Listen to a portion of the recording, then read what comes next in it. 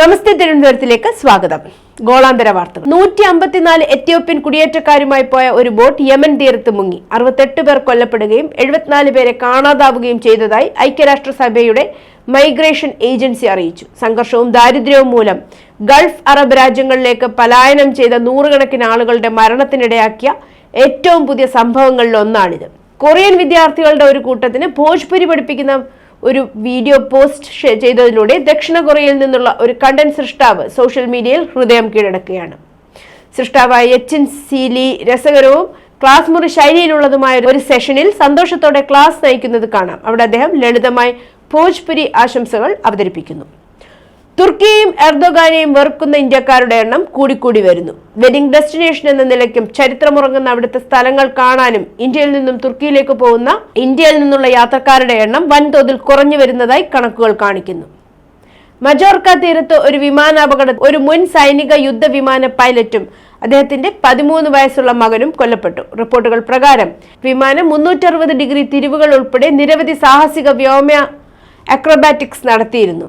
രാത്രി 8 മണിക്ക് ശേഷം അത് വെള്ളത്തിലേക്ക് വീണ്. സോളാർ ലൈറ്റ് ഹൗസിന് എതിർവശത്ത് ഏകദേശം 30 മീറ്റർ ആഴമുള്ള വെള്ളത്തിലാണ് അപകടം നടന്നതെന്ന് സിവിൽ ഗാർഡ്സ് സ്ഥിരീകരിച്ചു. സംഭവത്തെ തുടർന്ന് അടിയന്തര സേവനങ്ങൾ, മാരിടൈം റെസ്ക്യൂ, നാവികസേന, വ്യോമസേന, സിവിൽ ഗാർഡ് എന്നിവ ഉൾപ്പെടുന്ന ഒരു വലിയ തെരച്ചിൽ രക്ഷാപ്രവർത്തനം ആരംഭിച്ചു. എലൈറ്റ് GEA ഡൈവിംഗ് യൂണിറ്റിൽ നിന്നുള്ള സ്പെഷ്യലിസ്റ്റ്, പോലീസ് ഡൈവർമാർ എന്നിവർ സ്ഥലത്തെത്തി. തെരച്ചിലിന് ശേഷം മുൻ സൈനിക പൈലറ്റിന്റെയും കൗമാരക്കാരനായ മകന്റെയും മൃതദേഹങ്ങൾ ഞായറാഴ്ച രാവിലെ കണ്ടെടുത്തു. വിമാനത്തിന്റെ അവശിഷ്ടങ്ങൾ കണ്ടെത്തിയതായി സിവിൽ ഗാർഡ് സ്ഥിരീകരിച്ചു. എന്നാൽ തുടക്കത്തിൽ വിമാനത്തിനുള്ളിൽ എത്ര പേരുണ്ടെന്ന് അവർക്കൊരു വിവരവും ഉണ്ടായിരുന്നില്ല. അപകടത്തിന്റെ കാരണം ഇപ്പോഴും അജ്ഞാതമാണ്. അന്വേഷണം നടക്കുന്നു.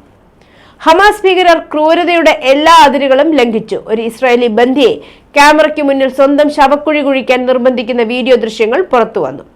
ഇസ്രായേൽ സർക്കാരിന്റെ മുൻ വക്താവാണ് തന്റെ എക്സ് അക്കൗണ്ടിൽ ഈ വീഡിയോ പങ്കിട്ടത്.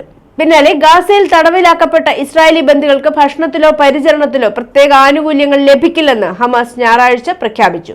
ഉപരോധിക്കപ്പെട്ട പ്രദേശത്തുടനീളം പട്ടിണി വഷളാകുന്ന സാഹചര്യത്തിൽ പോരാളികൾക്കും സാധാരണക്കാർക്കും ലഭിക്കുന്ന അതേ റേഷൻ അവർ കഴിക്കണമെന്ന് അവർ നിർബന്ധം പഠിക്കുന്നു. ഇസ്രായേൽ മന്ത്രി ഇറ്റാമർ ബെൻഗ്വിർ അൽ അക്സ പള്ളി സന്ദർശിച്ചതിന് ശേഷം ജൂതന്മാർക്ക് അനുവാദമില്ലാത്ത പ്രദേശത്തിന്റെ കോമ്പൗണ്ടിൽ മന്ത്രി പ്രാർത്ഥന നടത്തിയപ്പോൾ അന്താരാഷ്ട്ര നിയമം ലംഘിച്ചതിന് സൗദി അറേബ്യയും ജോർദാനും നെതന്യാഹു സർക്കാരിനെ വിമർശിച്ചു. പ്രശസ്ത സ്റ്റാൻഡപ്പ് കൊമേഡിയനും നടനുമായ മാറ്റ് റൈഫ് അടുത്തിടെ അപ്രതീക്ഷിതമായി പുതിയൊരു വാങ്ങൽ നടത്തി ആരാധകരെ അത്ഭുതപ്പെടുത്തി. അദ്ദേഹം തന്റെ ഇൻസ്റ്റാഗ്രാമിൽ ഒരു പോസ്റ്റിൽ പങ്കിട്ടു. താനും യൂട്യൂബർ എൽട്ടൺ കാസ്റ്റിയും ചേർന്ന് ഒരു കാലത്ത് പ്രേതവേട്ടക്കാരായ എഡ്, ലൊറൈൻ വാറൻ എന്നിവരുടെ ഉടമസ്ഥതയിലുള്ള പ്രശസ്തമായ വീട്, ലൊറൈൻ വാറന്റെ വീട്, ഒക്കൾട്ട് മ്യൂസിയം എന്നിവ വാങ്ങിയതായി പറഞ്ഞു. ഈ വീട് അതിന്റെ പ്രേത ചരിത്രത്തിനും ദ കൺജറിംഗ് മൂവി ഫ്രാഞ്ചൈസിക്ക് പ്രചോദനമായ പ്രേതബാധയുള്ള അന്നബൽ പാവ ഉൾപ്പെടെയുള്ള പാരാനോർമൽ വസ്തുക്കളുടെ ഭയാനകമായ ശേഖരത്തിനും ലോകമെമ്പാടും വളരെ പ്രസിദ്ധമാണ്. കാലിഫോർണിയയിലെ ക്ലിയർ ലേക്കിലുള്ള ഈസ്റ്റ് ലേക്ക് ഡ്രൈവിലെ 13700 ബ്ലോക്കിലെ തടാക തീ 3-4 ഏക്കറിൽ നിന്ന് ഏകദേശം 10-15 ഏക്കറായി വളർന്നു. മിതമായതോ വേഗത്തിലോ പടരുന്ന തരത്തിൽ കത്തുന്നു.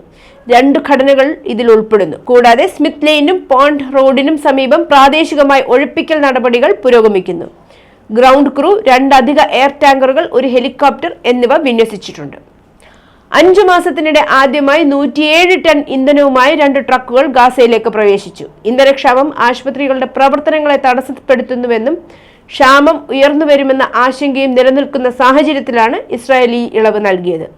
ന്യൂസ് ഡെസ്ക്, നമസ്തേ തിരുവനന്തപുരം.